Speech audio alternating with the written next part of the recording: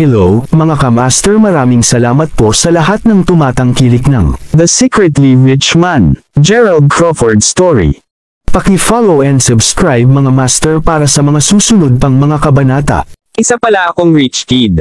By 2 years is body. Kabanata 101. Mr. Crawford, narito upang samahan ang kasintahan mo para sa kanyang pagsubok sa pagmamaneho, ikaw ba? Sa araw na iyon, natuklasan na ni Sean ang katotohanan tungkol kay Gerald. Isipin lamang, tuldok-tuldok, $2.5 milyong lahat ng hindi pinagpapawisan. Iyon ay totoong kayamanan. Narinig din ni Sean ang iba pang mga alingaw-ngaw. Bagaman hindi sila direktang nauugnay sa misteryosong G. Crawford, alam na niya ngayon na ang tagapamahala ng dealer ng Lamborghini ay isang taong kilala sa loob ng pangkat ng Mayberry. Kahit siya ay nagpakita ng labis na paggalang kay Gerald. Malinaw na hindi siya iyong ordinaryong tao. Hindi, parehas kaming sumusubok. Bagaman kapwa ang mga taong ito ay naging masungit sa kanya dati, nakikita ang maayos na pagtanggap na ito ngayon, tumugon siya ng may kagandahang loob. Sina Irene at Kenneth ay lubos na nalitaw sa lahat ng ito. Ito si Sean na pinag-uusapan nila. Bakit ipinakita niya ang ganoong paggalang sa isang walang pera na walang kabuluhan tulad ni Gerald? Paano hindi sila magulat dito? Kung sakali, paano ito, Ginoo? Nagkataon lang na papunta ako sa direksyon ng Mayberry University. Maaari ba akong mag-alok sa iyo ng pagsakay? Napatawang sabi ni Sean. Kailangan niyang gumawa ng mabuti sa isang tulad ni G. Crawford. Ito ay magiging napakalaking pakinabang sa kanya. Kaya, dahil pupunta na siya sa daan. Si Gerald ay walang pagtutol at okay din si Mila dito, tulad nito, naiwan na nakatayo roon sina Irene at Kenneth gakang habang naiwan sila. Iyon Gerald. Sa palagay mo nagsasabi ng totoo si Mila. Tungkol sa kanya na isang mayamang tagapagmana ng lihim. Bakit pa siya tretuhin ni Sean ng ganyan? Ang ekspresyon ni Irene ay isang tanawin na makikita. Ito ay dapat na isang bihirang pagkakataon na patumbahin ang kanyang nemesis sa isang peg o dalawa. Hayaan siyang tamasahin ang mapait na lasa ng pagkatalo ng isang beses. Ipaalam sa kanya ang kahihiyan ng hindi man lang nakataas ang kanyang ulo. Vulgar bagaman maaaring ito ay ang pagpapalabas sa kasintahan at pera, hanggat ito ay isang bagay na mayroon siya na wala sa Mila, iyon ang sapat na dahilan. Galit na galit si Irene. Irene, huwag ka masyadong mabilis magkonklusyon, mahinang ungol ni Kenneth. Mayroon akong sariling mga koneksyon sa Mayberry University. Humawak ka lang habang nakarating ako sa ilalim nito at alamin kung aling butas ang gumapang mula sa taong Gerald na ito. Kung sa bagay, hindi lang si Irene ang natalo sa oras na ito. Labis na na-offend din ni Gerald si Kenneth. Sa pagbagsak ni Sean kay Gerald, nakakalbo rin siyang humiling ng kanyang impormasyon sa pakikipag-ugnay. Isang matalinong kapwa, ang taong ito. Dahil ngayon lang ginawa niya ang isang pabor kay Gerald, halos hindi makatanggi si Gerald. Ganun din. Mas mabuti pang kaibigan kaysa ibang kaaway. Tinanggihan din ng isang alok ng pagkain, sina Gerald at Mila ay naglakad ng magkatabi pabalik sa campus. Sabihin sa katotohanan, hindi ito ang unang pagkakataon na sila ay naglalakad na magkasama tulad nito. Basta, hindi naging ganito kahirap sa huling pagkakataon. Kung sa bagay pinangalanan lang siya ni Mila na boyfriend. Si Gerald ay hindi isang tanga na siya ay akogigolok sa pag-asang maging isang panloloko na kasintahan, ngunit ang kakatwa na bagay na siya ay tunay na nagtaglay ng damdamin para sa kanya, at sa isang maikling sandali, naging siya na. Ano ang kabalintunaan? Nais niyang maging masaya tungkol dito, ngunit hindi siya dapat. At gayon paman, hindi siya nasaktan tungkol sa ginamit. Gayon paman, iyon ang pakiramdam niya tungkol sa lahat ng ito. Gerald, humihingi ako ng pasensya. Kung anong nangyari ngayon, nawala lang ang kontrol ko sa sarili ko, kaya sinabi ko sa kanila na ikaw ang boyfriend ko nang hindi man lang humihingi ng pahintulot sa iyo. Nahiya si Mila tungkol sa buong bagay na ito mismo. Ayos lang. Hindi ba ito mahusay? Ipinagtanggol mo ang iyong kapalaluan, at sa loob ng mahigit isang oras, nagkaroon ako ng isang nakamamanghang kagandahan bilang kasintahan. Riley na sabi ni Gerald. Sumulyap sa kanya si Mila. Gerald, kailan ka natutong maging isang sweet talker kagaya ng lahat ng mga lalaking iyon? I hate that kind of thing. Ibig bang sabihin ay galit ka rin sa akin, ngayon? Sa lahat ng mga kapanapanabot na twists and turn na nagaganap ngayon, mas matapang na nagsasalita si Gerald sa bawat lumipas na sandali. Wala na ang mga pagdududa dati. Habang kinamumuhian ko ang uri ng lalaking iyon, ayos lang kung ikaw ito. Hindi kita mapot kung susubukan ko. Gerald Crawford Kabanata 102.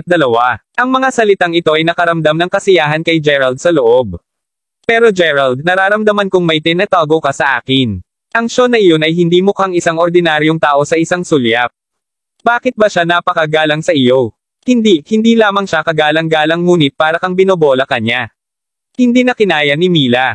Pakiramdam niya ay lalong nag-ulo si Gerald. Sa katunayan, ito mismo ang dahilan kung bakit naging kaibigan ni Gerald si Sean.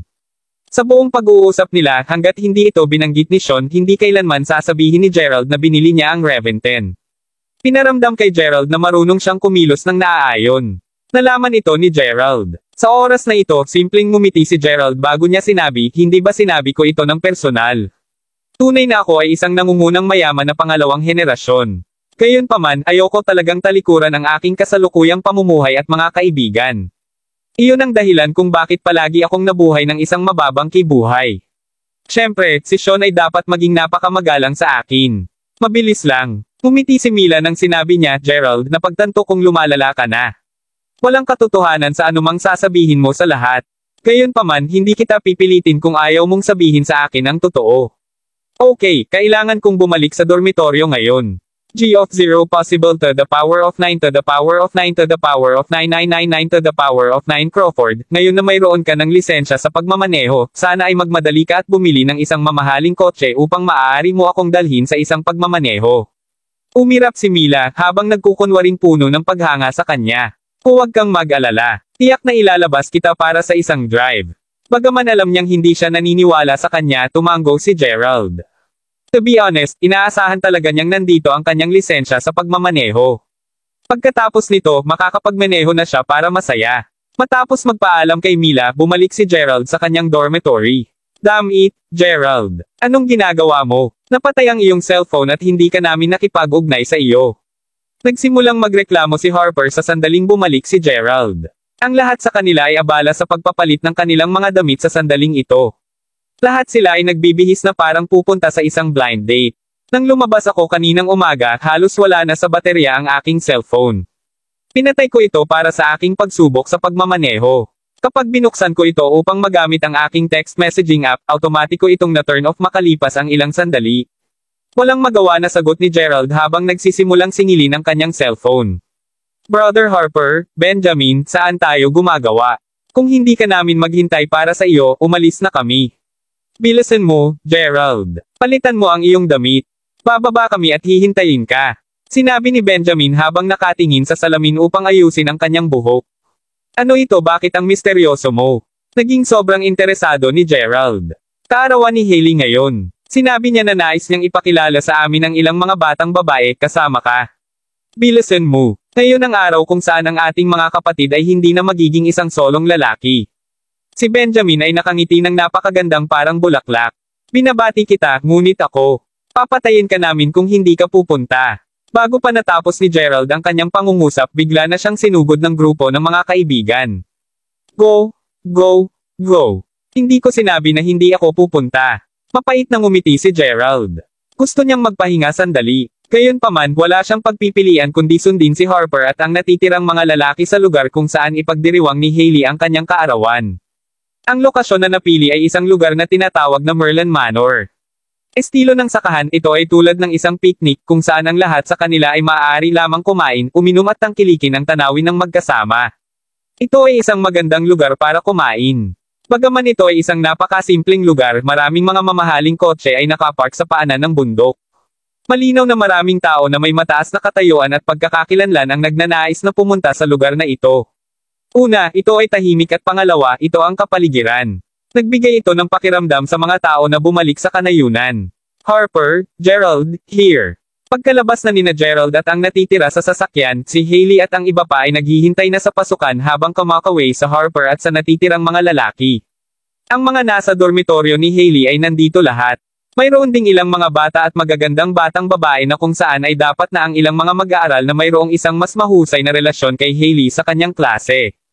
Nakatingin silang lahat sa direksyon ni Gerald. Kung sa bagay, kaarawan ito ni Hailey at sinabi na niya sa kanila na lahat ng mga kasama sa kwarto ni Harper sa kanyang dormitoryo ay pupunta dito ngayon. At lahat sila ay walang asawa. Ito ay nangyari na ang mga kaibigan ni Hailey ay walang asawa din. Sa makatuwid, ang mga lalaki at babae ay malinaw na mayroon lamang isang malinaw na layunin ngayon. Lahat sila ay umaasa na makilala ang isang tao na karapat-dapat sa kanilang tiwala ngayon. Gerald, nandito ka. Sa oras na ito, si Alice na nakatayo sa tabi ni Hailey ay inayos ang kanyang buhok bago siya magsalita ng mahina kay Gerald. Gerald Crawford. Kabanata 103. Si Alice ay palaging medyo awkward tuwing nakikita niya si Gerald ngayon. Kung sa bagay, sino ang taong pinakamababa ang tingin kay Gerald noon? Si Alice iyon. Ngayon, ang kalunos-lunos na tagatamo na dati niyang kinamumuhian ay malamang na maging isang mayamang batang Panginoon. Ang kanyang pagkakakilanlan at katayuan ay hindi ganoon kadali. Sa madaling salita, si Gerald ay maaaring maging isang hindi kapani-paniwalang figure. Gustong lumapit sa kanya ni Alice. Sa ngayon, kaarawan ni Hailey ngayon. Sagot ni Gerald habang nakangiti. Hindi siya isang tao na nagtataglay ng galit, pabayaan maghanap ng paghihiganti sa isang taong nakikipagpayapa sa kanya. Sina Hailey at Harper ay tumingin sa kanilang dalawa bago magpalitan ng tingin. Tila parang nais nilang itugma ang mga ito ng sadya. Sa oras na ito, binati nila ang lahat at tinanggap sila sa silid sa manor. Kapag naglalaan sila ng mga pwesto, malinaw na napag-usapan na ito nina Harper at Hailey ng maaga. Sinadya nilang ayusin ang magkasamang umupo sina Alice at Gerald. Para kay Benjamin at sa iba pa, nakaupo rin sila sa tabi ng isang pangkat ng mga batang babae upang mapadali ang komunikasyon. Nga pala, bakit hindi ko nakikita si Jack Ellen sa paligid? Tumingin sa paligid si Benjamin na pagtanto lamang na wala si Jack Ellen sa paligid. Sa makatuwid, tinanong niya kaagad ito. Si Jack Ellen ay lumabas upang makipaglaro kasama ang kanyang kasintahan. Sa tuwing siya ay lalabas kasama niya, ito ay para sa isang araw at gabi. Nako, sinabi niya sa amin na hindi namin siya hihintayin. Darating din siya mamaya at sinabi niya na bibigyan niya tayo ng isang malaking sorpresa kung gayon. Ngumiti si Hailey. Sadya niyang binanggit ang katotohanan na may kasintahan si Jack Ellen. Ito ay dahil sinabi na ni Harper kay Hailey na si Benjamin ay may damdamin kay Jack Ellen. Ngunit paano natin sasabihin ito? Si Jack Ellen ay tila medyo malakas. Bukod doon, may boyfriend na si Jack Ellen. Nadama ni Hailey na mas makabubuting sabihin muna kay Benjamin ang tungkol sa bagay na ito. Nagpakawala ng sigaw si Benjamin. Medyo may pagka-awkward ang kapaligiran, ngumiti si Alice bago niya sinabi, lalong naging misteryoso si Jack Ellen matapos niyang makasama si Danny. Patuloy niyang sinabi sa amin kahapon na bibigyan niya kami ng isang malaking sorpresa ngunit pinananatili niya pa rin kaming suspense ngayon. Matapos niyang magsalita, tumingin siya kay Gerald na wala man lang sinabi, nga pala, Gerald, alam mo bang nakipagrelasyon si Jack Ellen kay Danny mula sa iyong klase? Oo, alam ko. Siyempre, alam ni Gerald. Halos nagkaroon siya ng salungatan sa kanya noong isang araw. Si Danny ay maaaring ituring bilang kanyang sariling kaaway. Gayunpaman, ayaw makitungo sa kanya ni Gerald dahil maraming tao roon sa araw na iyon. Matapos isipin ito, naramdaman ni Gerald na dapat niyang turuan si Danny ng isang matinding aral, kung hindi man, siya ay magiging tulad ng isang langaw na patuloy na paghihimok sa paligid niya, inisin siya hanggang sa mamatay. Dapat lang niyang tapakan ito hanggang sa mamatay. Sa lalong madaling panahon, naihatid na ang lahat ng pagkain at alak. Si Alice ay labis na banayad at mapagbigay. Patuloy siyang kumukuha ng pagkain para kay Gerald at partikular niyang pinili ang lahat ng pinggan na nagustuhan ni Gerald. To be honest, medyo naantig si Gerald. Matagal na siyang hinamak sa nakaraan. Kahit na mas mababa sa isang beses na tumingin ang tingin sa kanya ni Alice, hindi kinamuhian ni Gerald ang katotohanang tinatrato niya siya ng napakahusay ngayon. Nagpalitan din ng tingin ang bawat isa sa isa't isa. Tila na kung may sino man na magtatapos na maging mag-asawa ngayon, ito ay sina Alice at Gerald. Bukod dito, si Alice ay katumbas ng isang diyosa na naging maagap at hinabol ang lalaki sa halip. Mahal ko, patawad na huli kami. Ang pintuan ng silid ay biglang itinulak. Sa oras na ito, pumasok sina Danny at Jack Ellen na sinundan ng isang binata na nagmula sa edad na 25 taong gulang. Pasigaw na sabi ni Jack Ellen. Jack Ellen, hinihintay ka na namin. Bakit ngayon ka lang nandito? Danny, pakiupuan mo rin. Sino ito? Napatingin si Hailey sa gwapong binata na nakatayo sa likuran nila. Oh, pinsan ito ni Danny na si Luke. Ang kanyang pamilya ay gumagawa ng isang negosyo. Lumabas kaming tatlo upang maglaro ng magkasama.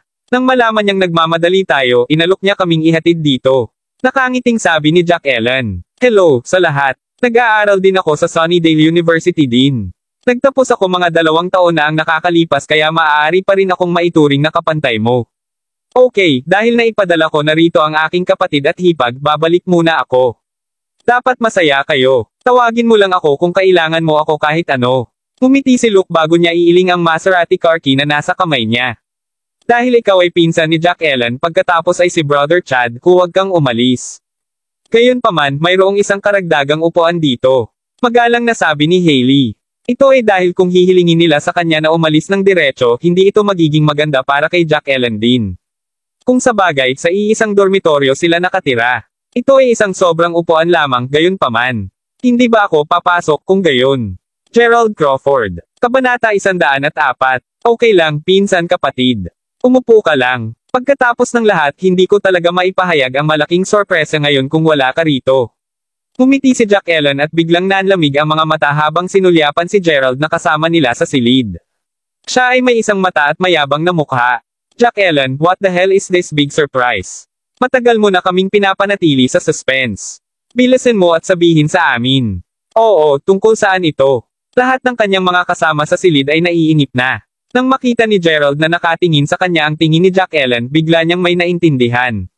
Ay nako, ang tinaguri ang malaking sorpresa ay direktang nauugnay sa kanya. Siyempre, sasabihin ko ngayon sa lahat tungkol dito. Tagumpay na ngumiti si Jack Ellen habang malamig na tinitigan ni Danny si Gerald. Magsisimula ako sa iyo. Diretsong naglakad si Jack Ellen kay Gerald bago siya bigyan ng sampal sa mukha. Natigilan siya. Ang babaeng ito ay talagang namamatay na magturo ng isang aralin. Tumayo si Gerald habang nakatitig kay Jack Ellen. Damn ito. Sinampal lang ba siya nito nang walang anumang paliwanag? Tingnan mo. Sugar baby. Nakakaawa jerk. Scumbag. Ano sa palagay mo ang tinitingnan mo? Tumawid ang mga braso ni Jack Ellen sa harap ng kanyang dibdib at mukhang mayabang sa kasalukuyan. Gerald, napakahusay mo, tama ba? Ikaw, Gerald, dati ay pinapahamak kami sa harap mo, tama ba? Ako, si Jack Ellen, akala ko dati, ikaw, Gerald, ang galing talaga. Ipinagmahal pa nga kita ng todo ligaw ngunit ang lamig mo sa akin sa huli. Bumaba ang tingin mo sa akin, di ba? Hahaha. Sa kadahilanang ito, si Jack Ellen ay nalulumbay ng ilang sandali. Hanggang sa ilang oras lamang ang nakaraan ay partikular na nagpasya si Jack Ellen na makipag-ugnayan sa mortal na kaaway ni Gerald, si Danny upang mainis lamang at magalit si Gerald. Nitong isang araw lamang kahapon, natuklasan niya na si Gerald ay hindi ang batang mayamang pangalawang henerasyon na si G. Crawford. Sugar baby lang siya. Isang sugar baby. Sumangguni pa si Danny kina Victor at Whitney tungkol sa sitwasyon sa oras na iyon, natuklasan nila na si Gerald ay hindi lamang asukal sa asukal ni Jane, na nagtatrabaho bilang isang reseptionista sa Wayfair Mountain Entertainment, ngunit isa rin siyang asukal na sanggol sa dalaga. Sa panahon ngayon, napakaraming gwapong mga kabataang lalaki na napakamapagpanggap at nais na kumilos na parang talagang mayaman. Sa makatuwid, hindi nakapagtataka na maraming mga mayayamang kababaihan ang magiging interesado sa isang gwapo at matapat na binata tulad ni Gerald. Gayunpaman, kasalanan ni Gerald kung ginamit niya ang katotohanan ito upang kumilos na parang talagang kamangha-mangha siya. Jack Ellen, anong ginagawa mo? Bago pa makapagsalita si Hailey, tumayo si Alice at nagsalita para kay Gerald na may isang puzzled expression sa mukha. Oh, Sister Alice, bakit ka pa rin nagsasalita para sa kanya? Ang dahilan kung bakit ko sinaktan si Gerald ay dahil sa iyo. Sa gitna nating lahat, ikaw ang seryosong naloko ni Gerald. Kinakabahan na tinatapakan ni Jack Ellen ang mga paa. Ano ang pinagsasabi mo? Si Gerald ay hindi katulad ng akala natin na siya. Si Gerald ay hindi hihigit sa isang sugar baby na alaga ng ilang ibang mga kababaihan. Ang mga babaeng iyon ay hindi lamang siya pinapalayas, ngunit binigyan din nila siya ng pera at binili para sa kanya ng lahat ng uri ng mga bagay. Bukod dito, ang ilan sa mga babaeng ito ay hotshot sa Wayfair Mountain Entertainment. Kung hindi man paano pa tayo madala ni Gerald sa Villa Kamakalawa. Inilahad ni Jack Ellen ang lahat ng nakita niya sa kanyang sariling mga mata at lahat ng mga haka-haka na nalaman niya, lahat sa isang paghinga.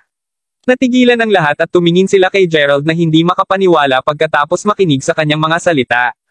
Maaari akong magpatotoo na ang Jane na hinahabol ko ay maraming koneksyon sa maraming malalaki at makapangyarihang lalaki sa Mayberry City.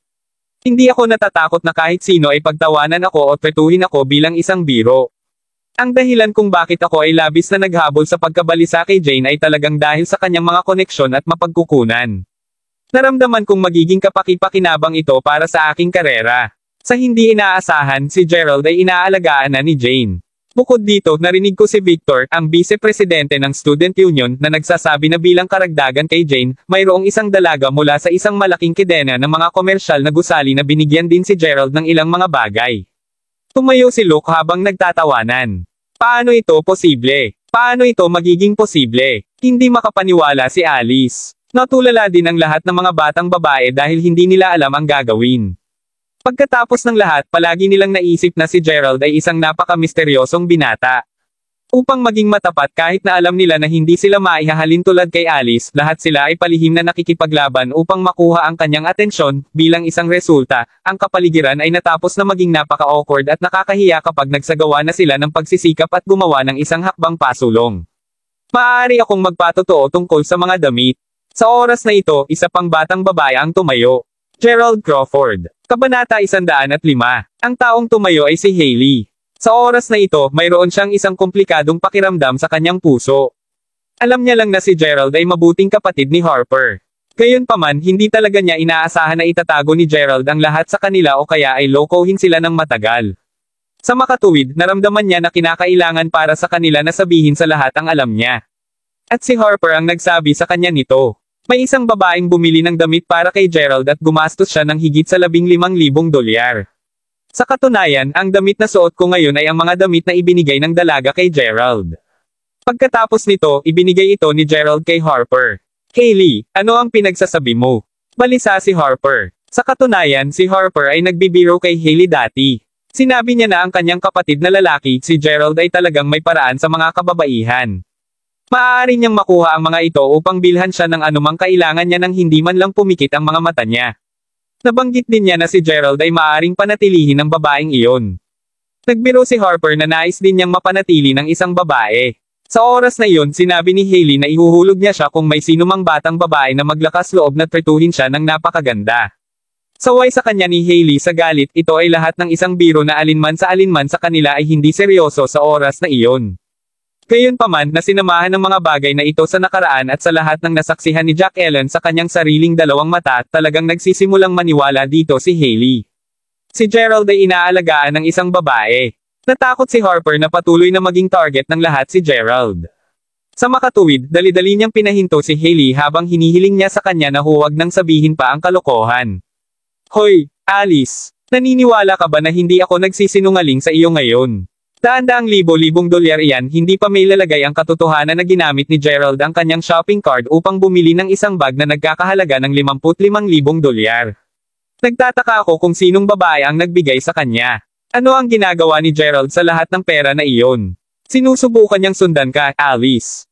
Nais niyang habulin siya ng Diyosa na si Alice at nais niyang ibigay mo sa wakas ang iyong sarili sa kanya. Malamig na sagot ni Jack Ellen.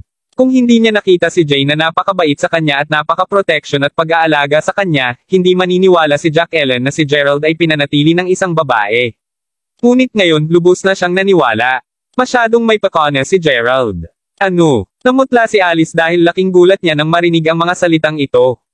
Ang iba pang mga batang babae ay nasa gulat din. Diyos ko! Lumalabas na lihim na nakikipag-ugnay si Gerald sa maraming iba pang mga batang babae. Hindi talaga ako makapaniwala dito. Palagi kong naisip na siya ay isang matapat at mababangkinang tao. Oo, ngunit ito ay ang ating sariling kasalanan sa pagiging tanga. Kung talagang isang mayamang pangalawang henerasyon si Gerald, magkakaroon pa rin ba siya sa miserable na estado na ito? Hindi ba makakakuha siya ng anumang mga batang babae na gusto niya? Oo, may katuturan ng lahat kung siya ay isang sugar baby. Ito ang pamamaraang ginagamit ni Gerald upang maging isang sugar baby na itinatago ng iba. Pinapalagay niya sa mga tao na siya ay napaka-inosente at nakakaawa. Sa totoong katotohanan, talagang mayroon siyang napakamaruming puso. Siya ay walang iba kundi isang hanggal. Ang lahat ng mga batang babae sa pangkat ay nagsimulang tumingin kay Gerald ng magkakaiba sa isang pagkakataon. Mapait na tawa lang si Gerald sa loob. Nagulat siya. Nagulat talaga siya sa dalawang pangunahing punto. Una, hindi talaga niya inaasahan na si Jack Ellen, Alice, at ang iba pang mga batang babae ay palaging nag-aalala tungkol sa kanyang pagkatao. Bukod dito, si Jack Ellen ay nag-iimbestiga at tinitingnan ang kanyang background saan man. Tila parang mahirap talaga para sa kanila na tanggapin ang katotohanan ang isang tao na patuloy na hinamak at minamaliit nila, ay talagang magiging isang mayamang magdamag. Ang pangalawang punto na talagang ikinagulat ni Gerald ay ang pangangatuwiran at pagbawas ng kakayahan ni Jack Ellen. Ang ilang mga napakasimpleng bagay ay napunta sa isang napaka-komplikadong bagay dahil sa mga haka-haka ni Jack Ellen. Gustong ipaliwanag ni Gerald ang kanyang sarili, si Jane ay isang tauhan na nagtatrabaho para sa manor at si Elena ay anak lamang ng isa sa kanyang mga sakop. Tulad ng para sa mga binili na ginamit niya gamit ang Universal Shoppers Card, iyon ay ibinigay sa kanya ng kanyang sariling kapatid na babae. Gayunpaman, alam ni Gerald na kahit nasubukan niyang ipaliwanag ang kanyang sarili, hindi siya maniniwala sa kanya ni Jack Ellen. Bukod dito, ipagpapatuloy niya ang pang-insulto sa kanya at iinsulto pa niya ang kanyang kapatid sa puntong iyon. Kung may mga ngahas manlay sa kanyang kapatid, tiyak na hindi ito kakayanin ni Gerald. Ngayon din ang piging ng kaarawan ng kanyang batihing kapatid, kasintahan ni Harper. Hindi niya simpleng masabi o magagawa ang anumang nais niya. Kaya, naramdaman ni Gerald na sobrang gusot at komplikado sa loob. Matapos pag-isipan ito, nagpa siya si Gerald na kalimutan na lang ito pansamantala. Makukuha na niya ang kanyang lisensya sa pagmamaneho bukas. Sa oras na iyon, malulutas ang lahat. Ito ay dahil nagpa siya si Gerald na oras na para sa isang showdown. Maaari mong isipin ang anumang nais mong isipin tungkol sa akin. Gayunpaman ako, si Gerald Crawford, ay may malinis na budi. Mahinang sagot ni Gerald. Gayunpaman, ang pangungusap na ito ang nag-iisip sa lahat na simpleng aminin ito ni Gerald bilang default. Boom! Sa oras na ito, galit na galit si Alice na sinipa niya ang dumi sa likuran niya. Oo, ngayon siya, si Alice, ay walang alinlangan na naging biro sa lahat sa pinangyarihan ng muli. Gerald Crawford. Kabanata 106. Tunay na may magandang impression siya kay Gerald dahil sa nararamdaman niya na si Gerald ay hindi lamang nagkaroon ng isang mabuting personalidad, ngunit napaka-praktikal din niya. Bukod dito, parang ang kanyang background ay hindi kasing simple ng hitsura nito. Maaari talaga niyang isaalang-alang ang makipagrelasyon kay Gerald at pareho silang maaaring maging kasintahan at kasintahan. Sa kadahilanang ito, inako ni Alice na lumapit kay Gerald nang walang pag-aatubili man lang. Gusto niyang iguhit muli ang atensyon ni Gerald sa sarili.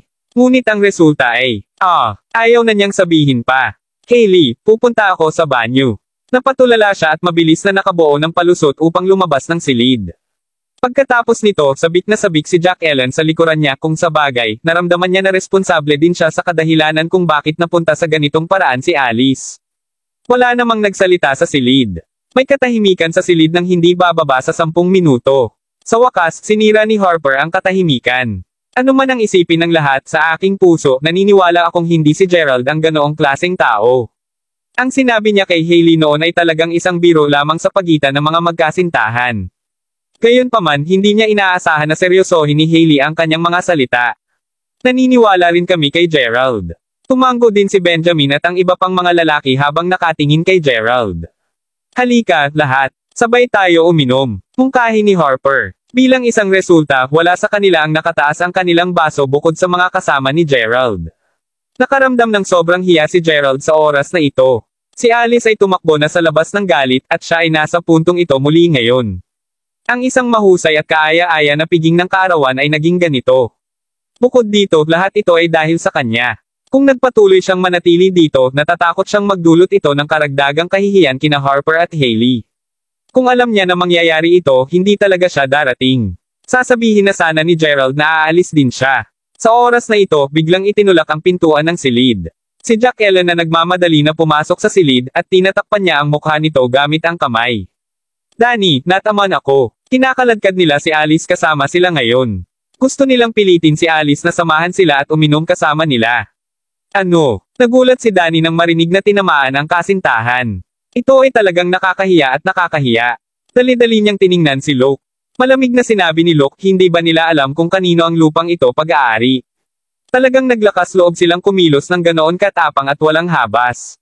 Sa palagay ko ay ayaw na nilang mabuhay pa. Sa oras na ito, tumayo agad ang dalawang pinsan at naglakad palabas na may isang kamay sa kanilang bulsa.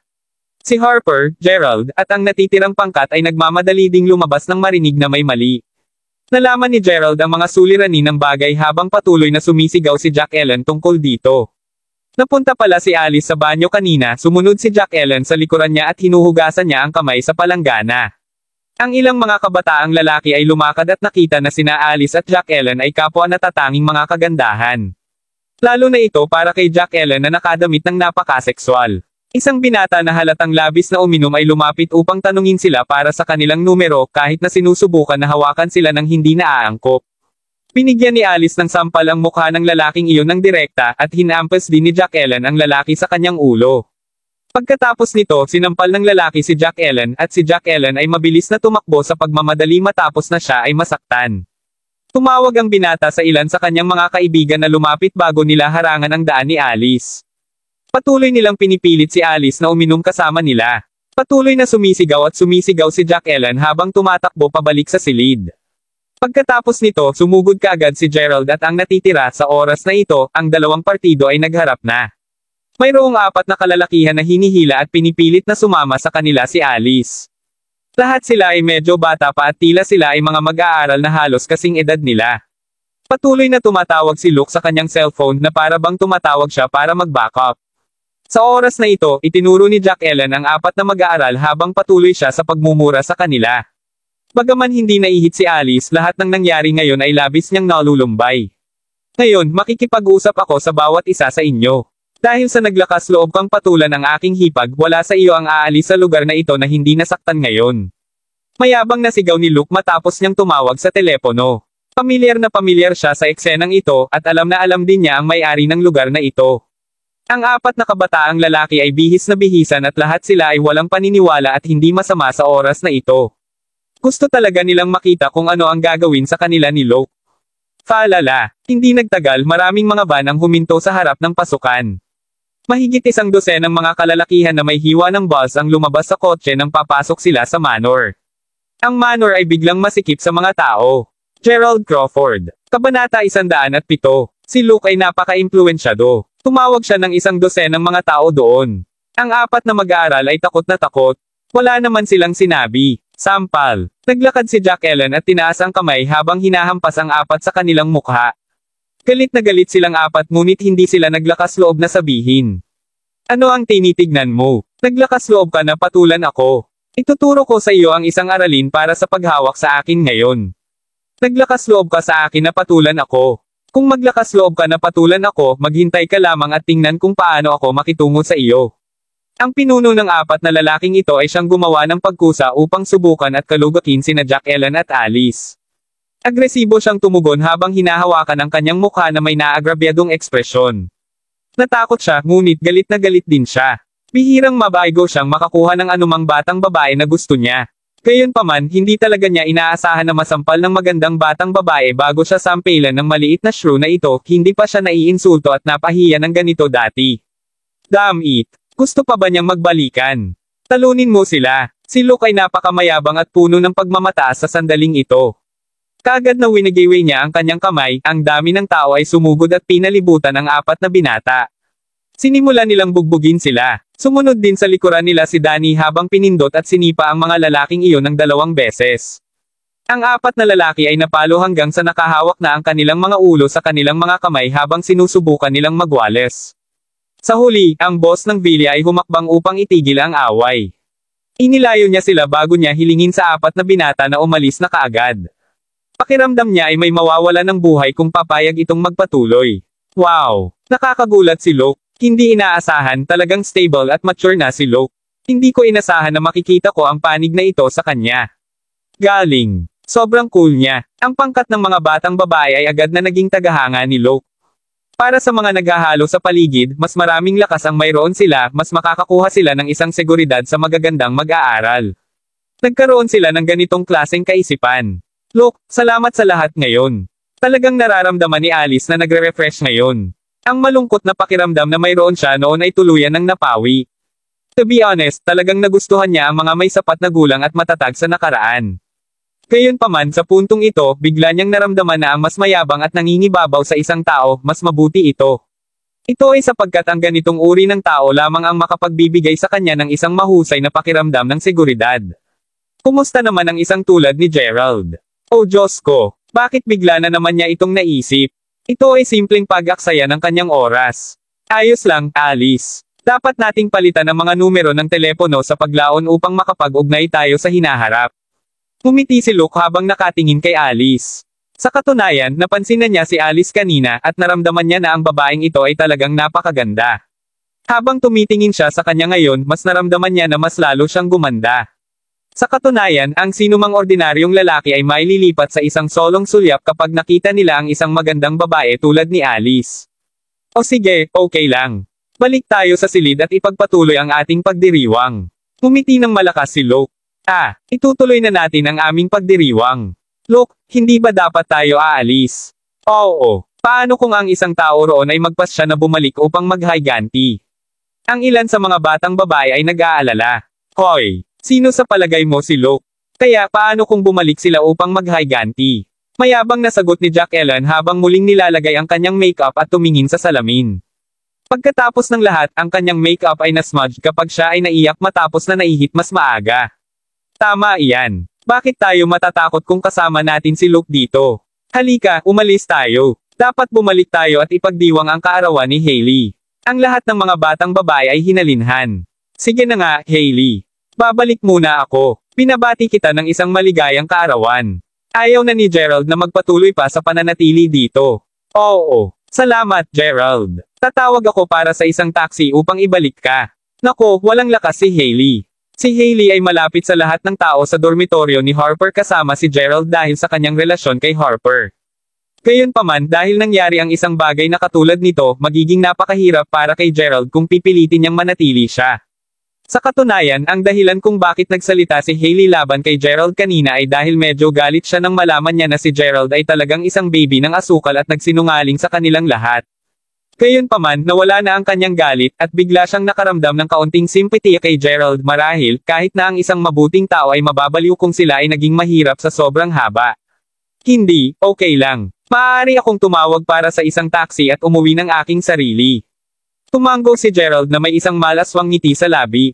Gerald Crawford. Kabanata 108. Naligaw. Mawala sa lalong madaling panahon. Nasasaktan ako kapag nakikita kita. Sigaw ni Jack Ellen nang hindi seremonya. Walang sinabi si Alice sa pagkakataong ito. Paimpal siyang lumingon nang bumalik siya sa silid. Dahil ang taong nagparamdam sa kanya na may karamdaman at naiinis ay nawala na, natural na hindi na siya umalis. Mag-isa nang naglakad si Gerald sa campus.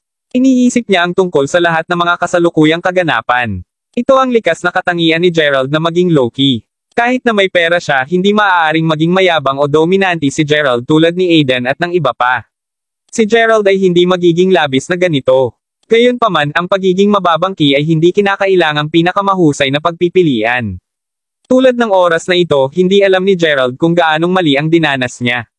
Kailangan ba niyang iparating sa publiko ang kanyang kayamanan? Napapangiti lang ng mapait si Gerald sa kanyang puso. Sa oras na ito, bigla siyang nakatanggap ng isang text message sa kanyang panggrupong chat. Ito ay isang anunsyo na ginawa ni Cassandra. Mga kaklase, si Xavier ay huminto na sa pag-aaral dahil sa ilang mga bagay. Ano? Si Xavier ay huminto sa pag-aaral. Diyos ko, kailan ito nangyari? Dapat dahil kay Yuri. Kung iisipin mo, ang insidente na kinasasangkutan ni Yuri ay talagang may malaking epekto kay Xavier. Tiyak na mapahiya ang pakiramdam ni Xavier na ipagpatuloy ang pamumuhay sa paaralan. Sa makatuwid, ang pag-alis sa paaralan ay tiyak na magiging kanyang pinakamahusay na pagpipilian. Oo, palaging minahal ni Xavier ang mukha niya. Una, napetsahan niya ang taong mahirap. Umatras. Oo, si Xavier talaga ang minahal ang mukha. Una, niligawan niya si Gerald. Pagkatapos nito, nakasama niya si Yuri. Bilang isang resulta, si Yuri ay hindi mas mahusay kumpara kay Gerald. Simple lang siyang nanghihiram ng pera dahil wala siyang pera. At least, may pera si Gerald ngayon dahil nanalo siya sa loto. Kung ako si Xavier, wala akong mukha upang ipagpatuloy ang pag-aaral sa paaralan pa rin. Matapos ihayag ang balita sa panggrupong chat, lahat ay nagpatuloy na talakayin ang bagay na ito. Tila parang ang resulta na ito ay talagang hindi inaasahan. Natigilan si Gerald habang hawak ang kanyang cellphone sa kanyang kamay. Masakit ang puso ni Gerald nang makita ang balitang huminto sa pag-aaral si Xavier. Kung sa bagay, pareho silang dumaan sa 3 taon ng kolehiyo na magkasama. Malinaw niyang naaalala ang mga magagandang alaala sa panahong iyon. Sinisisi din ni Gerald ang sarili sa oras na ito. Alam niya ang dahilan kung bakit lubos na huminto sa pag-aaral si Xavier. Kung hindi niya pinasigla si Xavier sa manor noong isang araw, malamang na ipagpatuloy ni Xavier ang kanyang pag-aaral. Kung tutuusin, magtatapos na sila kung hindi niya sinabi ang mga walang puso at hindi nakakaramdam na mga salita sa kanya sa araw na iyon, hindi masisiraan ng loob si Xavier. Habang iniisip ang tungkol sa desperadong tingin sa mga mata ni Xavier kamakalawa, naramdaman ni Gerald na medyo sumasakit ang puso niya. Seryoso ba ang mga insulto nito sa kanya? Masisisi lang ni Gerald ang kanyang sarili at nagsisi siya ng konti dahil napuno siya ng panunuya sa sarili. Lalo na ito nang hindi namalaya ni Gerald na lumakad sa maliit na lawa sa campus. Ito ang lugar kung saan siya nagkaroon ng kanyang unang kadate kay Xavier. Dahil mahirap si Gerald, hindi niya ito kayang dalhin sa isang kafe para sa isang date. Naalala niya pa na huli siyang dumating ng araw na iyon at hinintay niya si Xavier ng higit sa 10 minuto para sa kanya. Gayunpaman, hindi naman siya sinisi ni Xavier. Pareho silang magkahawak sa kamay habang naglalakad sa paligid ng maliit na lawa na paikot, sunod-sunod. Hindi sila masyadong nagchat ngunit pareho silang tahimik at hindi sila nagsasalita ng halos lahat ng oras. Sulyapan niya ito at paminsan-minsan ay susulyap ito sa kanya. Hindi iyon ang parehong uri ng pagmamahal na iyong nasaksihan sa telebisyon. Gayunpaman, nakatikim ng pagmamahal si Gerald dahil dito. Malinaw na naalala ni Gerald na sinabi nila na ikakasal sila pagkatapos ng kanilang pagtatapos at pareho silang babalik sa maliit na lawa na ito upang kunan ng litrato ang kanilang kasal. Iyon talaga ang magaganda at kamanghamanghang mga araw. Gayunpaman, pagkatapos ng ilang karanasan, si Xavier ay ganap na nagbago. Sa katunayan, ibang tao rin si Gerald ngayon. Hindi alam ni Gerald kung naaawa siya sa Xavier na alam niya dati o kung naaawa siya sa Xavier ngayon. Sa madaling sabi, labis siyang naguluhan. Pagkatapos nito, tinawagan ni Gerald si Xavier dahil gusto nitong akitin ito.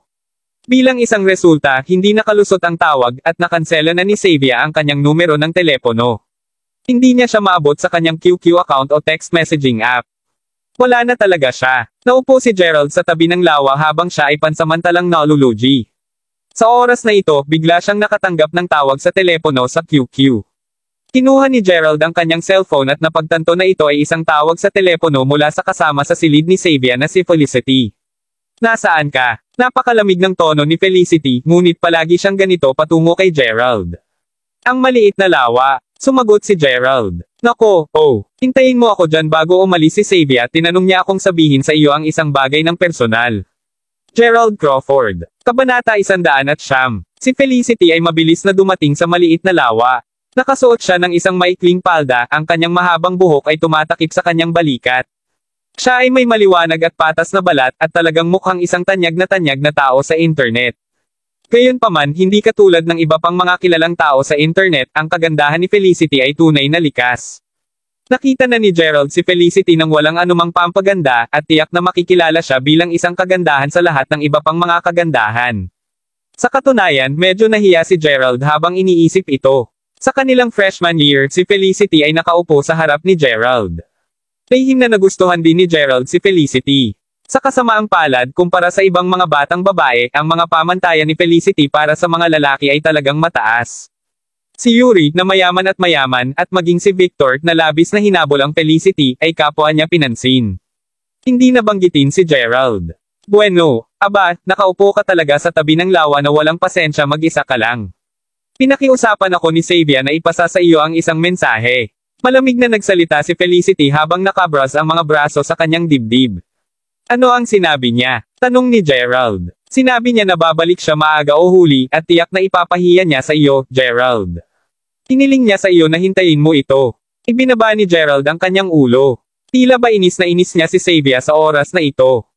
Marahil ay talagang kinamuhian niya siya hanggang sa mamatay ngayon. Gayunpaman, habang iniisip niya ito, naramdaman niya na ito ay isang magandang bagay. Si Xavier ay malamang na hindi gumagawa ng anumang masama sa hinaharap. Hindi alintana kung ano ito, lahat ay mabuti basta siya ay mabuti. Sagot ni Gerald. Hoy, mukhang ikaw ang humabol kay Xavier. Ano ang ginawa mo upang mapahiya siya? Tinignan ni Felicity si Gerald pataas at pababa. Kahit na nagwagi na si Gerald sa loterya, hindi ito masyadong pinansin ni Felicity. Wala masyado. Ang isipan ni Gerald ay nasa magulo at magulong estado. Bukod, hindi mabuti para sa kanya na pag-usapan ang mga pangyayaring naganap sa araw na iyon, pabayaan na sabihin ito kay Felicity. Ang taong ito ay tiyak na magsasalita tungkol sa lahat ng kanyang mga gawain sa kanyang live na broadcast. Hindi ito ang kauna-unahang pagkakataon na may ganito siyang ginagawa. Bahala ka kung nais mong sabihin o hindi. Gayunpaman, nasabi ko na sa iyo ang mensahe na nais ni Xavier na iparating ko sa iyo. Malamig nang umuso si Felicity bago siya tumalikod at naglakad palayo. Sa totoo lang, bagaman si Felicity at Xavier ay mga kasama sa silid, ang kanilang relasyon sa pangkalahatan ay ganoon. Ito ay dahil si Xavier ay napakaganda din. Pagkatapos ng lahat, maaaring mayroong isang alpha lamang. Gayunpaman, naramdaman ni Felicity na mas lundo ngayon na wala na si Xavier. Si Felicity din ang nag-alaga ng mga gawain ni Xavier para sa kanya. Si Gerald ay nagpatuloy na manatili sa tabi ng lawa. Nakaramdam talaga siya ng pagod ngayon. Sa makatuwid, humiga siya habang ginagamit niya ang kanyang mga braso upang suportahan ang kanyang ulo. Ang sandali ng katahimikan na nasisiyahan siya rito ay tunay na makakakalma sa puso ni Gerald. Biglang narinig niya ang tunog ng mga yabag papalapit sa kanya. Kaagad pagkatapos nito, may dilim sa harapan niya. Isang figure ang lumitaw sa kanyang mga mata. Nakatayo lang siya sa may 1 metro sa harap niya. Humiga si Gerald at natigilan sa pag-angat niya ng tingin. Gerald, dahil napakatamad mo, nagkakaroon ako ng isang bagay na magagawa mo para sa akin. Ang taong bumalik ay walang iba kundi ang Felicity. Ang dahilan kung bakit natigilan si Gerald ay simple. Nakahiga siya sa oras na ito at nakasuot ng maikling palda si Felicity habang nakatayo sa harapan niya. Nakita na ni Gerald ang lahat ng dapat at hindi niya dapat nakita. Itim na kulay. Ay nako, namula si Gerald habang dali-dali siyang tumayo. Ano ang sinabi mo? Nakakaawa ka talaga. Mayroon kang kaunting pera ngayon dahil nagwagi ka sa loto ngunit hindi mo naman mukhang mayroon kang anumang pera. Mukha kang hindi pa nakakakita ng babae dati. Bakit? Napakatagal mong magkasama ni Xavier ngunit wala namang nangyari sa pagitan ninyong dalawa. Batay sa iyong mukha, hindi na kinakailangang sabihin na wala nang nangyari. Mapanghamak na sabi ni Felicity. Alam niya ang dahilan kung bakit namumula si Gerald. Gayunpaman si Felicity ay isang napakabukas ang pag-iisip at wala siyang pakialam sa lahat ng ito. Gerald Crawford. Kabanata 110. Minasdan niya ng masama ang kasalanan ni Gerald. Pinakiusapan kita. Ang ilan sa mga babaeng anchor sa aming guild ay pupunta sa campus mamaya. Gagawin naming magkasama ang ilang mga panlabas na aktibidad. Kailangan ko ng isang tao upang maitala ang live na broadcast para sa akin. Kaya, nais kong pumunta ka at i-record ang live na broadcast para sa akin. Sambit ni Felicity habang iniabot ang kanyang iPhone kay Gerald. Ang kanyang cellphone ay kumpleto sa kagamitan. Espesyal na nilagyan ito ng mga karagdagang camera, radio, at iba pang kinakailangang kagamitan para sa isang panlabas na live na broadcast. Pinaramdam nito kay Gerald na para bang hindi niya alam kung sasama ba siya o hindi. Kung sa bagay, ginawang pabor ni Felicity ang dating kasintahan. Bukod dito, inabot din niya sa kanya ang kanyang kagamitan. Masama ang pakiramdam niya kung ibabalik nito sa kanya ang kanyang cellphone ngayon. Hindi niya alam kung ang katotohanang tinulungan ni Felicity ang dating kasintahan ay may kinalaman sa kanya, gayunpaman, hindi pa rin tinanggihan ni Gerald ang kahilingan nito. Paimpel lang siyang sumunod kay Felicity. Paimpel niyang makakalimutan ang ugali ni Felicity at ang halatang-halatang pagmumukha niya sa kanya. Si Gerald ay walang gaanong pakiramdam para kay Felicity at wala rin siyang pakialam sa alinman sa paraan. Sa daan, lumakad si Felicity sa harap habang sumunod sa likuran niya si Gerald. Felicity, kailan ka pumirma ng isang kontrata sa guild? Sinimulan ni Gerald ang pag-uusap ng sapalaran, higit sa lahat dahil lumalakas na ang loob niya pagdating sa pakikipag-chat sa mga batang babae ngayon. Kanina pa. Bakit? Hindi mo ba napanood ang live broadcast ko noon? Malamig na sagot ni Felicity.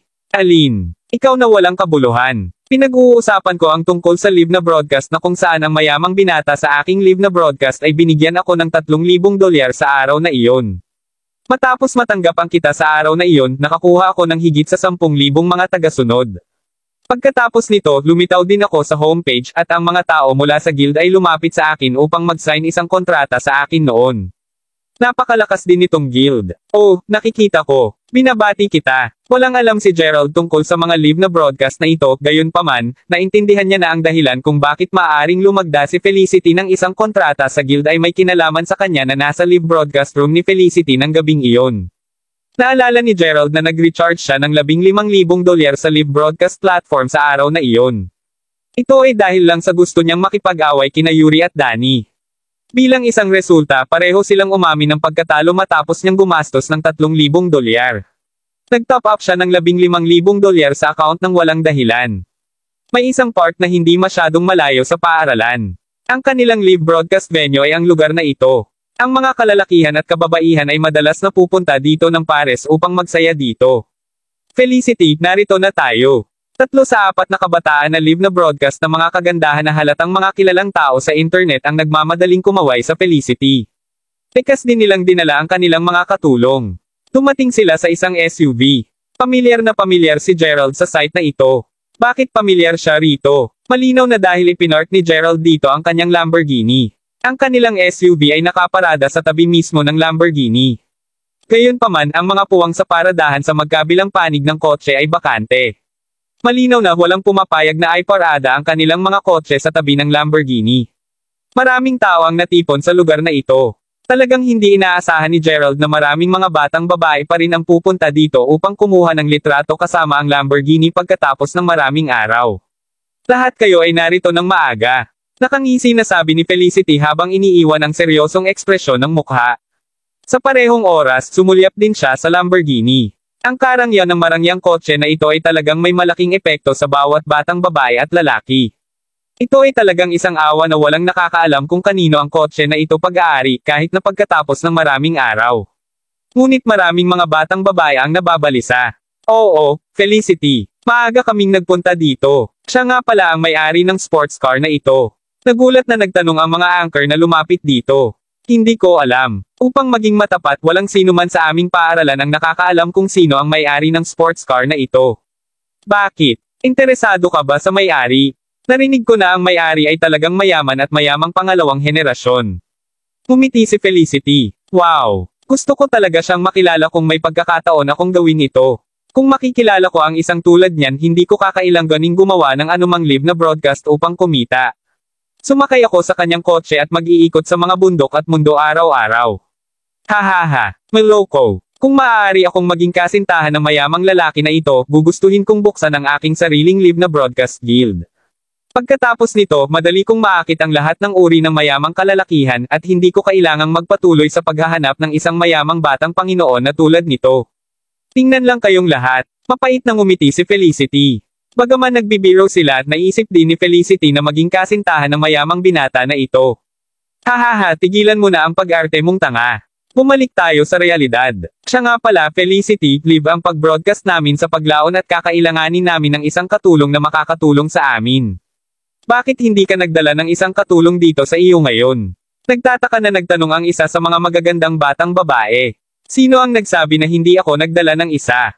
Gerald, halika dito. Tinuro ni Felicity si Gerald na hawak ang kanyang cellphone sa oras na ito. Maraming salamat mga kamaster sa walang sawang pagsusubaybay. Isang like, share, and subscribe naman dyan mga kamaster. Abangan ang susunod pang mga kabanata.